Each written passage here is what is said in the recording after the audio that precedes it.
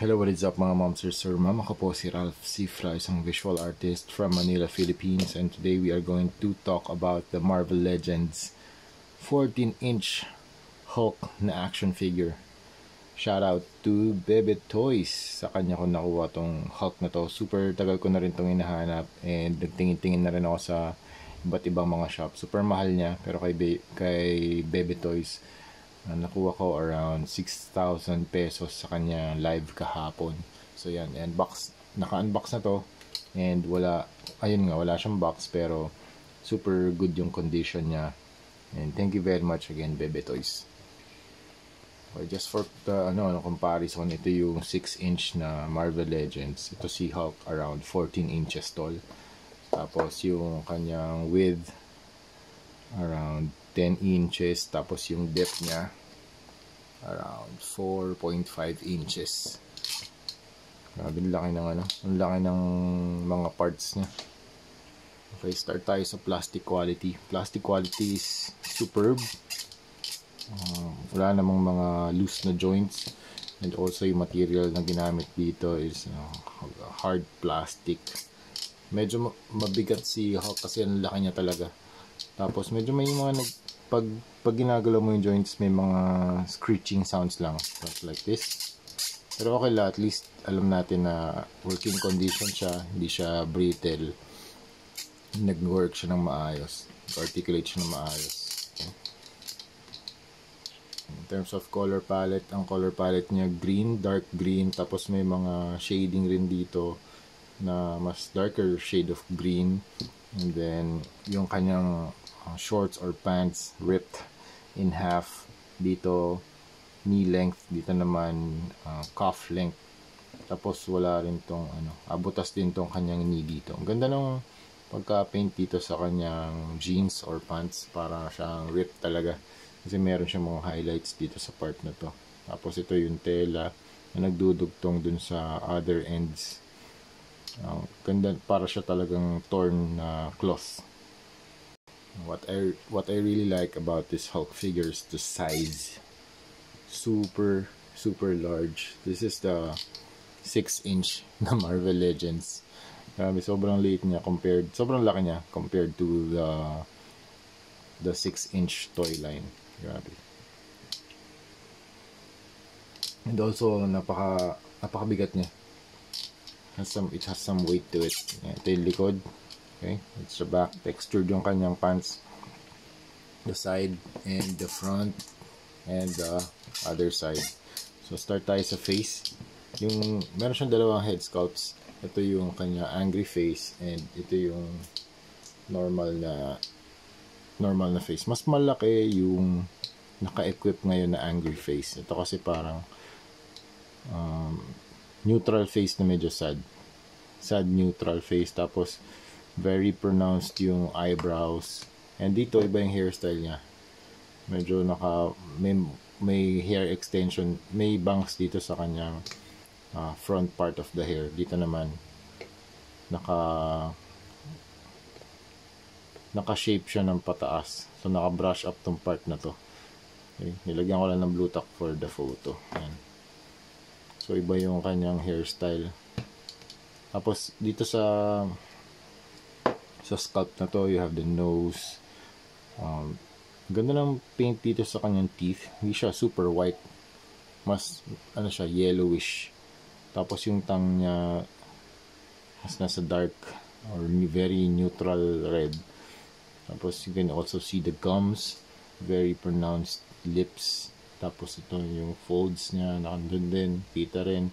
May mga lines din dito along the side of the eyes, very deep na eye sockets.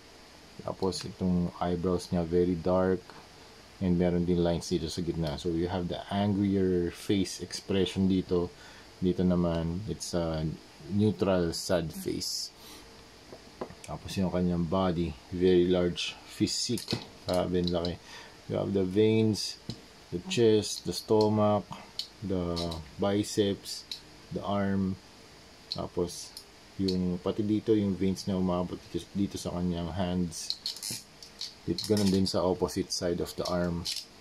And sabi, dito rin sa back, look at the back muscles here. So may mga muscle sections siya dito. So you have 1, 2, 3, 4, 5, 6, 7, 8, 9, 10 dito rin. Tapos yung pants niya textured, ripped in half.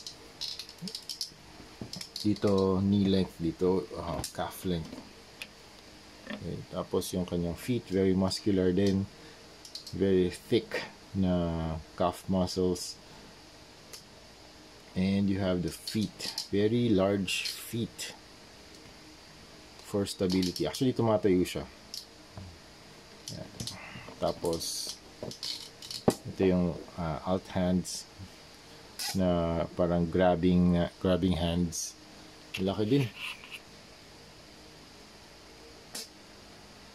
So ganun din, meron din siyang skin texture. Pati din dito pala, meron skin texture. Yung finish niya, mas glossy dito sa part na to. Dito matte finish. Dito rin, mas glossy itong area na to. More than this. Okay? So ganun lang. Okay lang din naman kasi customize naman natin to eh.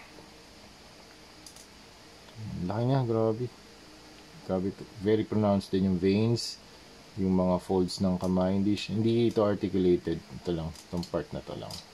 Tapos pwede nyo rin i-swap dito sa kanyang arm para meron kayong mga different display options for the hands. Okay, this is the alt face, alt head sculpt.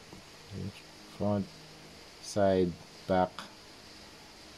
Okay, very nice paint dito sa paint application dito sa hair. Gumamit sila ng green na paint for dry brushing para magkaroon ng extra hair details. Pati dito rin gumamit din sila ng green paint for the hair.